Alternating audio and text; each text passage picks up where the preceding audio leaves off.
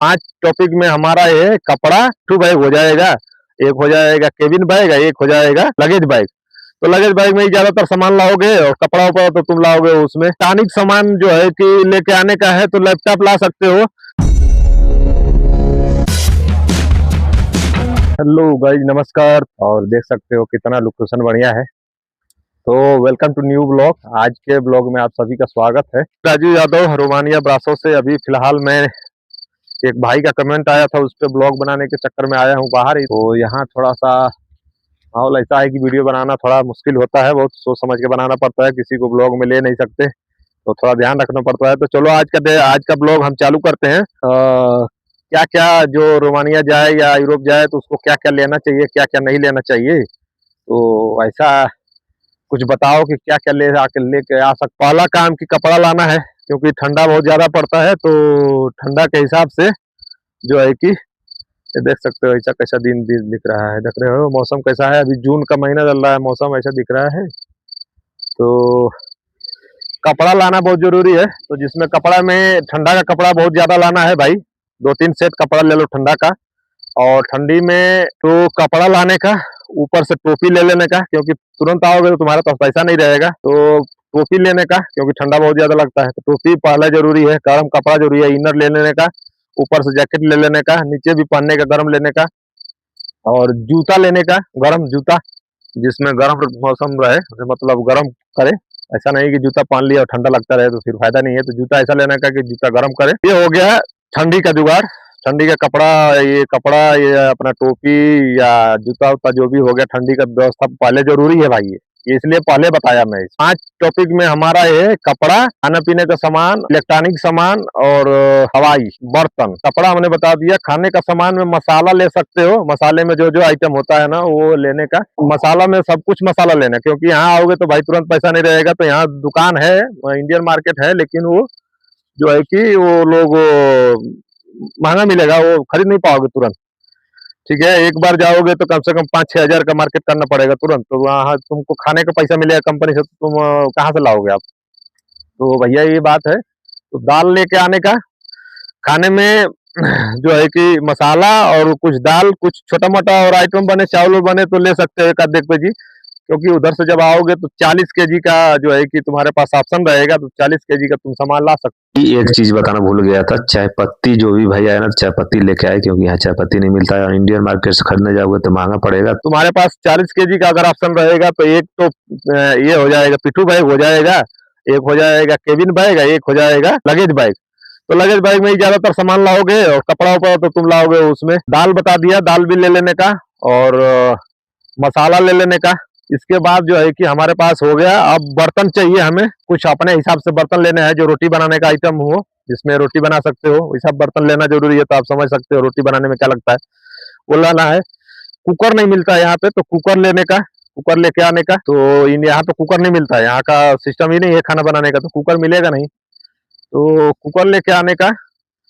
ये हो गया खाना, मसाला और बर्तन। बर्तन में वही लाना है जो भी छोटा मोटा और चाय बनाने का आइटम लेने का, लेके आने का हो सकता है, तो वो ले लेने का।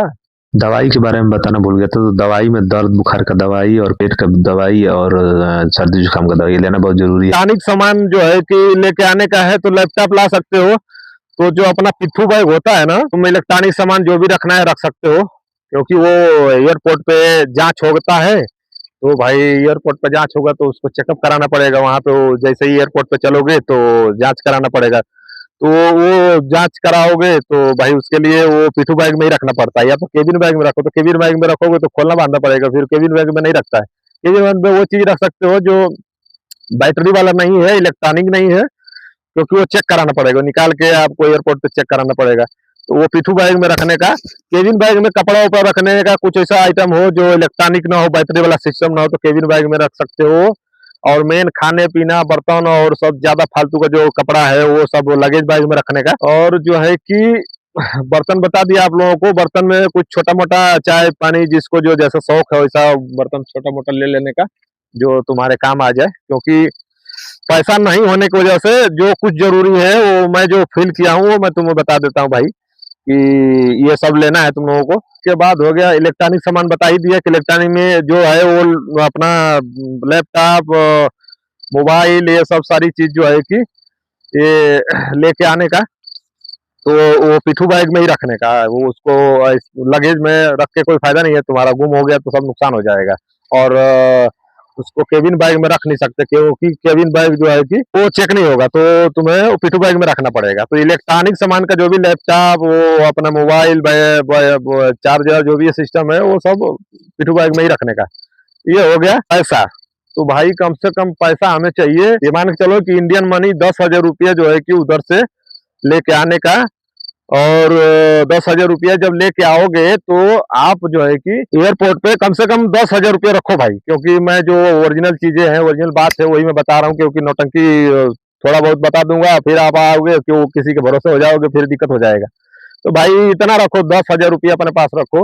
और 10,000 रुपया जो है कि एयरपोर्ट पे आ करके वहां से वहां एक्सचेंज कराने का।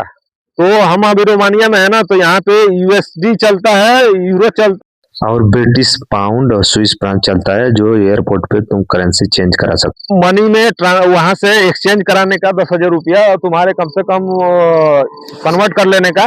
कम से कम जिस देश में जा रहे हो ना, हो।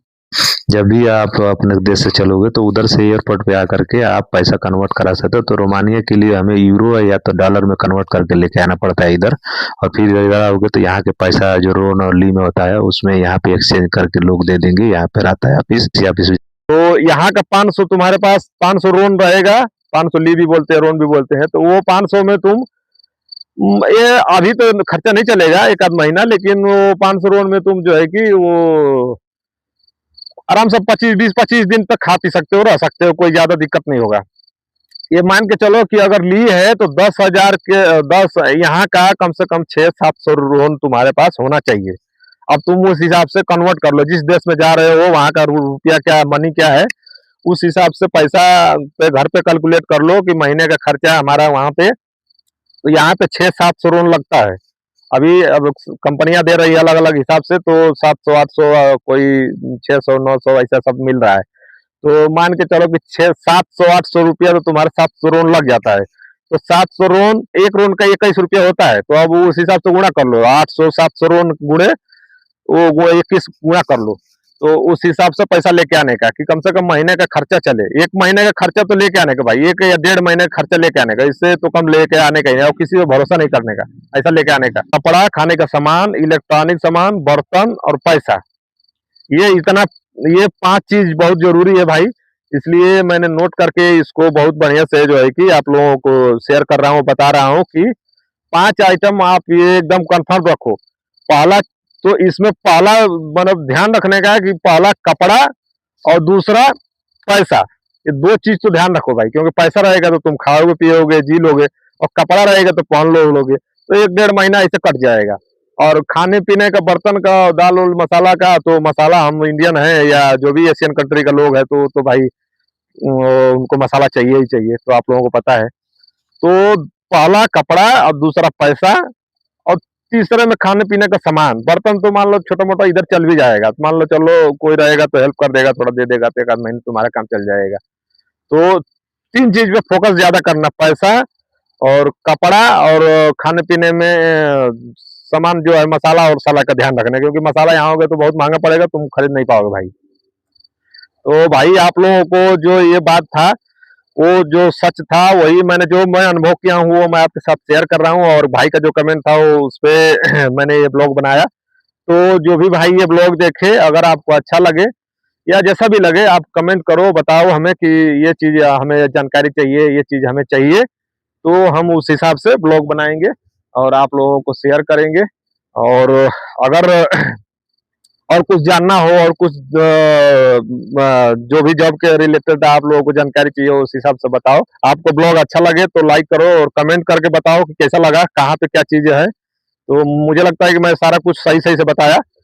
और अगर ब्लॉग अच्छा लगे तो आप सब्सक्राइब करो चैनल, ताकि आने वाली वीडियो में आपको भी पता चले कि यहाँ पे क्या चीजें होता है। हम रोमानिया में है तो रोमानिया के हिसाब से बताएंगे, और अदर कंट्री में जो होगा वो भाई वो भी कुछ बताएगा हमें। चलो ब्लॉग को एंड करते हैं। Thank you, bye.